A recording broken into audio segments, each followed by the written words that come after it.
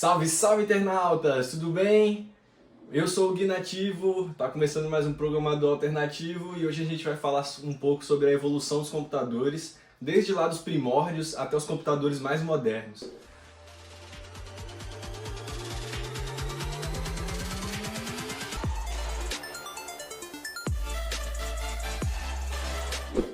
Bom, se você já assistiu O Jogo da Imitação, que é um filme que conta a história de Alan Turing, você deve estar familiarizado com a historinha que eu vou contar aqui resumida, que foi uma história que se passava ali por volta de 1936, quando começou a Segunda Guerra Mundial, né? E estava lá a Guerra Fria, a Rússia contra os Estados Unidos e o mundo todo envolvido. E aí os Estados Unidos, né, o governo, contratou o Alan Turing, que era um matemático excepcional da época, para poder ajudar a desvendar os segredos, né, que eram passados por mensagens através de rádio, que poderia ser captado por qualquer lugar do mundo, mas que essas mensagens estavam criptografadas por uma máquina que os russos inventaram para eles conseguirem enviar informações importantes sobre a guerra.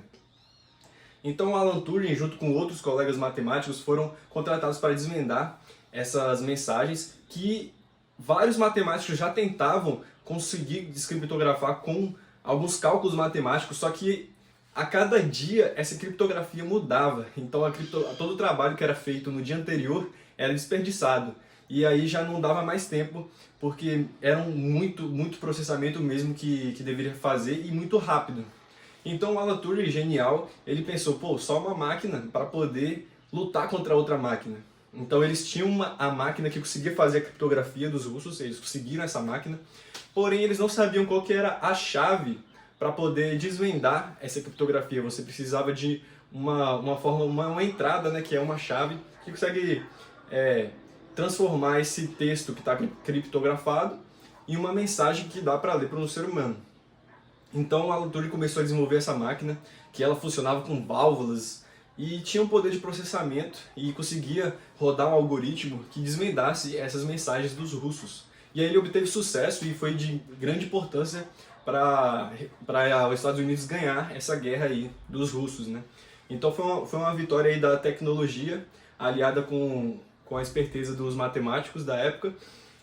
E aí passou-se um tempo, outra pessoa muito importante para os desenvolvedores da máquina, né? Foi o von Neumann, que ele criou uma arquitetura que se chama arquitetura de von Neumann, que ela ainda é a base para os computadores modernos, e o von Neumann ele também já teve um contato com o Alan Turing, seria ali na mesma época, né, em 1936. E em 1945 ele lançou essa arquitetura que ficou mundialmente conhecida como arquitetura de von Neumann, que basicamente tem 4 componentes. A CPU, que é o processador, né, do computador, e dentro dele um objeto muito importante é a ULA, que é a unidade de lógica aritmética, que faz ali cálculos matemáticos, né, conta de multiplicação, soma, e faz também cálculos aritméticos, aritméticos, soma, multiplicação, e lógicos, como saber se é um OU, se é um E, se não um E. Então são alguns cálculos que a lógica traz pra gente, né? Então um primeiro componente é a CPU. O segundo componente é uma memória interna, que todo computador precisa ter uma memória para poder fazer, por exemplo, cálculos de 3 números. Então você tem que salvar a soma dos 2 primeiros para depois somar esse resultado com o terceiro número. Então você precisa de uma memória interna para fazer um processamento mais complexos. E essa memória interna a gente chama de memória RAM hoje, né? Então você precisa primeiro de um processador, de uma memória interna e de um dispositivo de entrada e saída, porque você quer passar algumas informações para o computador, esse computador vai processar e te retornar uma resposta. E antigamente era passado aí cartões perfurados, né, que basicamente representava zeros e uns, ou seja, se tivesse um buraco era um zero, se não tivesse um buraco era um 1. Então você passava esses cartões perfurados para a máquina. Na época aí do Bill Gates ele já trabalhava com esses cartões perfurados, que era a forma de programar. E você tinha como resposta uma impressão, né? O computador ele imprimia realmente uma folha com o resultado esperado. Até na época lá do Alan Turing, ele também obtinha a resposta lá da descriptografia a partir de um papel que era impresso. E é engraçado que até hoje, quando a gente está programando ali, quando a gente obtém um resultado na tela, a gente fala, imprime aí na tela. E eu acredito que é uma herança dessa época, né, que eram impressos os resultados. Então, além de processador, memória interna e entrada e saída, a gente precisa também de um barramento do sistema, que é uma forma de você conectar todos esses componentes, porque o processador ele precisa se comunicar com a memória interna e também com o dispositivo de entrada e saída. Hoje em dia, esse cabo, né, que liga todos os componentes, ele é um cabo mesmo que conduz energia, e o 0 e 1 é representado pela ausência ou pela presença de energia. Então, se tiver energia é 1, se não tiver energia é 0. E aí você consegue transportar bits, né, de informação entre os componentes do sistema. Então são esses quatro: processador, memória interna, entrada e saída e barramento do sistema, que até hoje é essencial para qualquer computador estar funcionando. Porém, os computadores modernos eles foram evoluindo e aí foi percebido que dava para poder melhorar o processamento do computador com algumas outras tecnologias. Então, muita tecnologia a partir da cache. Se você ver em qualquer parte da computação vai ter o conceito de cache aplicado, porque isso melhora o processamento, né? Então, geralmente você tem um cache mais próximo ali do processador e uma memória interna. Então, esse cache ele vai ter uma cópia de um pedaço da memória interna, que aí ele vai ficar mais perto do processador, e aí o processador não precisa ficar acessando toda hora também a memória interna, e deixa o barramento do sistema com um pouco mais de espaço, né, para poder passar informações. Mas tem outras tecnologias também, como o multicore, ou seja, a gente consegue fazer processos rodarem ao mesmo tempo, né, em paralelo, ou seja, você não precisa fazer uma tarefa, esperar essa tarefa acabar para depois rodar outra tarefa. Você consegue fazer duas tarefas ao mesmo tempo, três tarefas ao mesmo tempo, dependendo da quantidade de multicore que você tem. E aí a gente tem também a lei de Moore, né, que é um conceito muito importante, que foi proposta lá em 1965. E essa lei de Moore, ela previu, por muito tempo foi certo, que previa que a cada 2 anos a gente conseguiria colocar 2 vezes mais a quantidade de transistores em um mesmo chip. E a quantidade de transistor é a unidade que consegue fazer esse processamento, né, que é um cálculo aritmético ou lógico, que é muito importante para a velocidade que a gente consegue processar as informações. Então, cada vez mais a gente vai aumentando a quantidade de transistores dentro de um chip, porque eles vão ficando cada vez menores, e isso é o resultado porque a gente tem um celular na mão que tem um poder de processamento que antigamente precisava de uma sala inteira cheia de computador para poder ter a mesma quantidade de processamento, ou bem inferior, na verdade. Então, essa lei de Moore lá em 1965, ela continuou sendo verdade por muito tempo. Mais recentemente, não basta só diminuir o tamanho do transistor, porque tem um limite físico para isso também. Hoje a gente consegue imprimir transistores de uma forma extremamente pequena e precisa. Antigamente isso era soldado na mão, hoje já é impresso por uma outra máquina. Então eles perceberam esse paralelo entre a quantidade de transistores em um chip, né, o tamanho dele e o poder de processamento, ele foi ficando cada vez mais difícil e agora ele não dobra mais a cada ano. Então foi necessário criar outras formas de melhorar o processamento. Por exemplo, uma outra tecnologia que hoje está evoluindo bastante, né, a GPU, que é uma placa de vídeo que ela é específica para poder rodar imagens no computador, muito utilizada aí pelos gamers, né, quem gosta de jogos está ligado, e precisa procurar uma boa GPU, né? Por exemplo, a NVIDIA trabalha bem com as GPUs, as placas de vídeo, e ela trabalha diferente do processador do computador. A GPU ela trabalha com matrizes, então ele consegue fazer cálculos, muitos cálculos ao mesmo tempo. Inclusive a GPU hoje também está sendo utilizada aí para rodar outras coisas, para poder minerar Bitcoin, e justamente por essa capacidade de fazer cálculos simultâneos.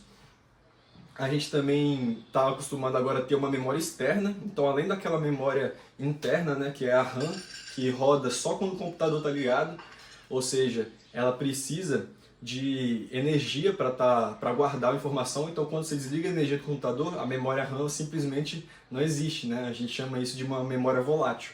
Mas hoje a gente precisa de ter uma memória que guarda informação quando a gente tira o cabo, e essas informações aí são guardadas no HD ou no SSD, que a gente chama de uma memória externa, que a gente pode considerar ele também como um dispositivo de entrada e saída, né, que eu tinha falado antigamente. E o computador ainda tem todos esses componentes, só que eles foram evoluindo com o tempo, né? Então o processador ele ganhou mais poder com multicore, os transistores ficaram menores, ele também consegue ter uma evolução no software que roda nele, né? Que a gente precisa de um sistema operacional, pode ser Linux, pode ser Windows, macOS, mas esse sistema operacional, cada um vai trabalhar com o computador, com o hardware de uma forma diferente, e aí você consegue ganhar ganhos também se você tiver um SO que roda com eficiência. Então existem diversas técnicas para poder melhorar o trabalho do processador, fazendo com que ele, por exemplo, tenha a técnica de interrupção, que ele prioriza alguns processos que às vezes você quer rodar no computador, se você estiver rodando o programa na sua tela. Então você está mexendo nesse programa, então esse programa pode ter uma prioridade maior e os outros programas que estão rodando em background pode ter um processamento menor, já que você não está usando ele nesse exato momento. Então o sistema operacional vai estar lidando com isso também, e até os nossos programas que a gente desenvolve, se você começar a pensar numa programação paralela, você consegue também aumentar a eficiência dos programas que estão rodando ali. Então, se você precisa ter um processamento muito rápido em um programa, você pode pensar em uma programação paralela. E é basicamente isso. O SSD ele é uma tecnologia também de memória externa, né? Que ele foi evoluindo e ele consegue ter uma capacidade de leitura e de escrita muito mais rápido que os HDs. E por isso os SSDs eles realmente potencializam a nossa máquina, né? A gente tem aí o M2 ou o SATA, e é muito interessante. Eles são mais caros, se você perceber, quanto mais rápido é a velocidade, né, de escrita e de leitura de uma memória, ela vai ser mais cara. E também, então por isso, por ela ser mais cara, geralmente você pega uma memória que ela é menor. Então os HDs geralmente têm um tamanho maior, os SSDs têm um tamanho menor, só que a velocidade é mais rápida. A gente tem a memória RAM, que é uma velocidade extremamente mais rápida, porque ela não depende de processos físicos, né? O HD ele precisa girar uma cabeça de leitura, o SSD também tem um limite físico. Já a memória RAM ela é mais precisa, a gente chama RAM porque ela é uma Random Access Memory, que é tipo um vetor gigante. Ela não é aleatória, né, que é random, mas é estranho isso não, porque ela não é aleatória, mas o aleatório quer dizer que você tem tipo um vetor gigante, você pode escolher exatamente qual espaço de memória você tem, que você pode escolher para acessar, né, ou escrever ou ler. Então você vai diretamente no espaço de memória que você está precisando. Já no HD, como ele vai rodar, então a cabeça de leitura ele tem que ir exatamente, né, de uma forma analógica até o ponto de escrita ou de leitura. Antigamente a gente tinha as fitas também, que as fitas você consegue ter fitas aí de vários terabytes por um preço bem pequeno, só que ela tem uma velocidade de escrita e de leitura muito lenta, por isso que a gente não usa no computador moderno. A gente geralmente usa isso para backup, porque, de novo, quanto mais barato, mais você vai ter mais espaço, mais uma velocidade de leitura e escrita também vai ser menor. Então você tem que ver qual é a sua necessidade. E as fitas ela também eram de uma forma sequencial, né? Então para você chegar até o lugar que você quer ler ou escrever, você tem que rodar a fita inteira para achar esse lugar. Então por isso que a memória RAM ela é mais rápida, você consegue acessar diretamente qual o espaço de memória que você está precisando. Então essas são as tecnologias assim mais comuns dos computadores modernos e que fazem eles estarem mais rápidos e úteis para a humanidade, né? Eu acho bem legal aí essa parte de computador, e é uma honra também poder estudar e trabalhar com a tecnologia, né? Porque ela beneficia não só a gente que é da área, e também não só o conforto das pessoas que estão em casa consumindo e usando a tecnologia, mas também em todas as áreas da ciência, como, sei lá, geografia, biologia, qualquer área que você pensar aí, vai ter um avanço com a tecnologia, né? A medicina, muito avanço com a tecnologia, as pesquisas. Então, acredito que todos os aspectos da humanidade podem ser avançados com a tecnologia, né, dos computadores, mas também é preciso a gente pensar bem na ética e como esses computadores afetam a nossa vida, né, para eles se tornarem mais aliados da gente do que malefícios, né? Inclusive, um conceito muito importante que a gente tem que discutir em um próximo vídeo é sobre o que a inteligência artificial ela pode causar com a gente, né? A gente já viu que as redes sociais, elas trouxeram vários benefícios e malefícios ao mesmo tempo, e eu acredito que a inteligência artificial também vai ser isso, né? Vai trazer várias coisas boas e várias coisas ruins. Mas isso é assunto para um próximo vídeo, fica ligado aí para assistir esse próximo vídeo.